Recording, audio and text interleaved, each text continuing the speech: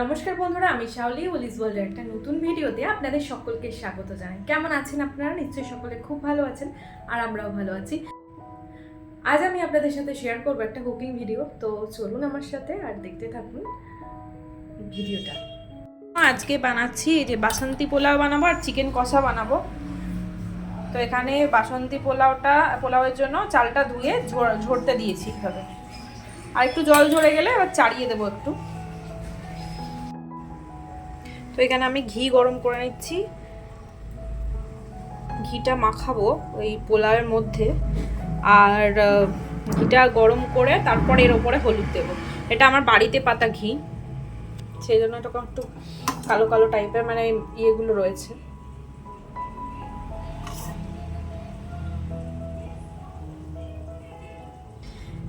এই ঘিটা দেব ওই পোলাওয়ের চালটার মধ্যে, আর এর মধ্যে দিলাম হলুদটাকে বেশ ভালো করে একটু গুলিয়ে নিতে হবে।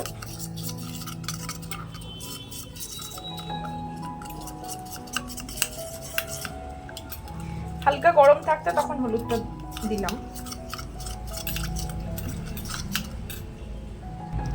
আর এই যে এখানে পোলাওয়ের চালগুলো ওই যে ঝরতে দিয়েছিলাম, ঝরে গেছে, তো এখন শুকনো হয়ে গেছে অনেকটা। তো এভাবে রেখেছি। তো এবার চালের মধ্যে এই হলুদ আর ঘিটা দিয়ে দেব।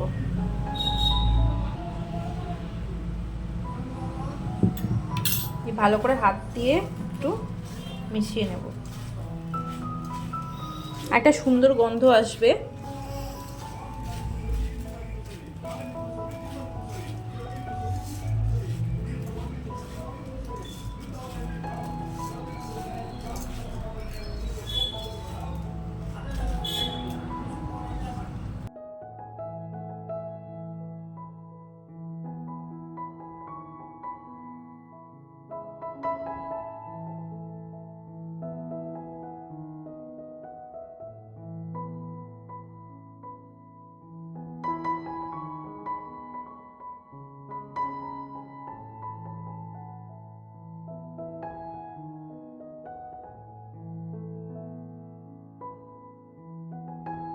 এবার এর মধ্যে দিয়ে দেবো আদা আর কাঁচা লঙ্কা বাটা, মিশিয়ে নেব ভালোভাবে।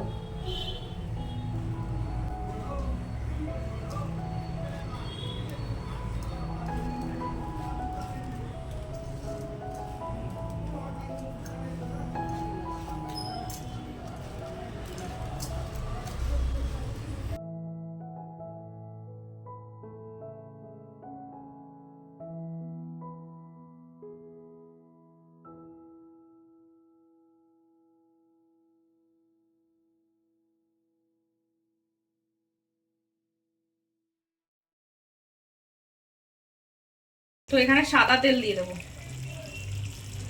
ঘি যেহেতু দেওয়া আছে আর দেবো না, একটু সাদা তেল দেবো। তেলটা গরম হলে তেজপাতা দিয়ে দেবো, দারচিনি,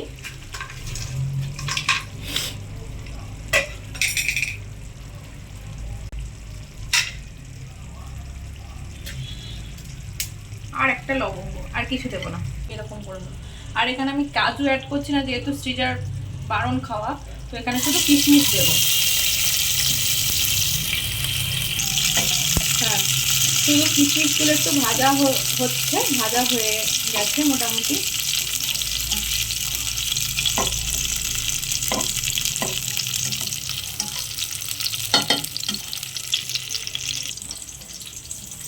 এই যে চালটা আমি ঠিক করে রেখেছিলাম, তো সেই চালটা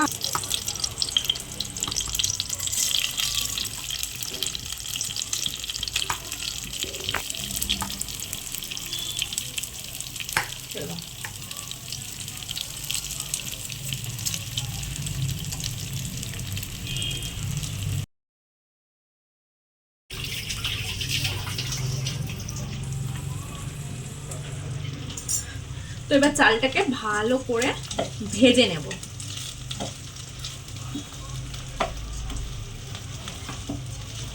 ভাজা হয়ে গেলে না বোঝা যাবে, একটা সুন্দর আরো সুন্দর গন্ধ বেরোবে চালটা দিয়ে।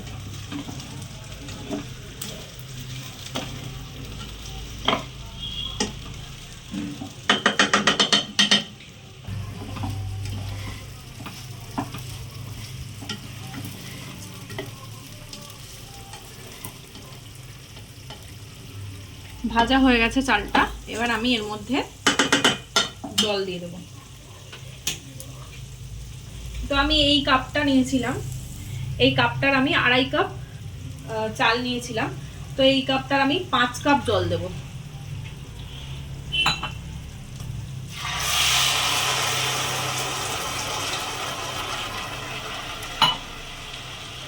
সেরকম 5 কাপ জল দিয়ে দিয়েছি, মানে 2 কাপ চাল হলে এই 1 কাপ চালে 2 কাপ জল, এই হিসাবে নিলে কিন্তু পোলাওটা বেশ ঝরঝরে হবে।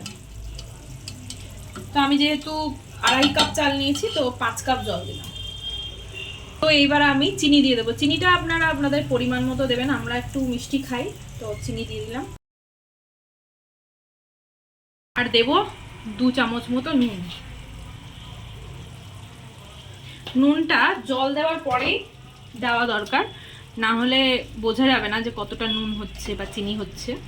তো জল ঢালার পরে তারপরে এটা করলে ভালো, এই নুন চিনিটা অ্যাড করলে ভালো। এর উপরে 2টো চেরা কাঁচা লঙ্কা দিয়ে দেবো আর ঢেকে দিলাম। ঢেকে দিয়ে এই মুখটাকেও কিন্তু বন্ধ করতে হবে। বন্ধ করে দিলাম এই যে।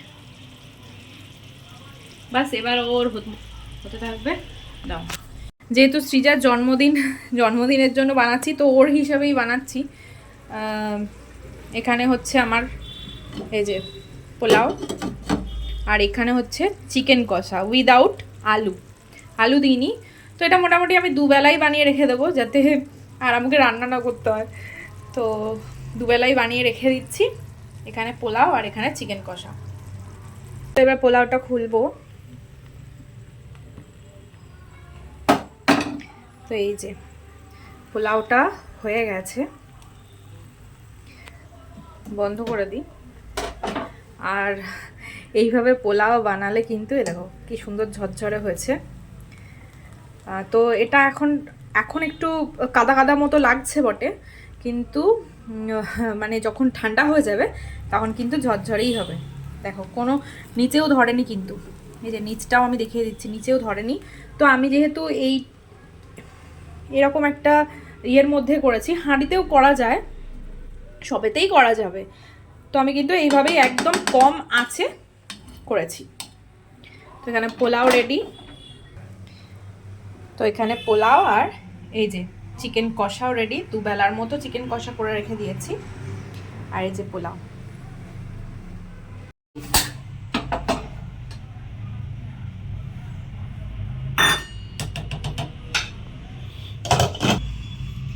তো এই যে দাও।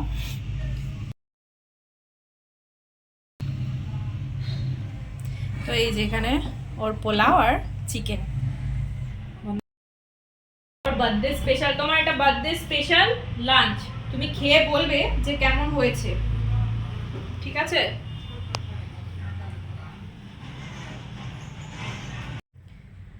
আশা করছি আপনাদের আমার আজকের ভিডিওটা ভালো লেগেছে। যদি ভালো লেগে থাকে তাহলে অবশ্যই একটা লাইক, কমেন্ট, সাবস্ক্রাইব করবেন। আর সকলে খুব ভালো থাকবেন, সুস্থ থাকবেন। দেখা হচ্ছে পরবর্তী ভিডিওতে।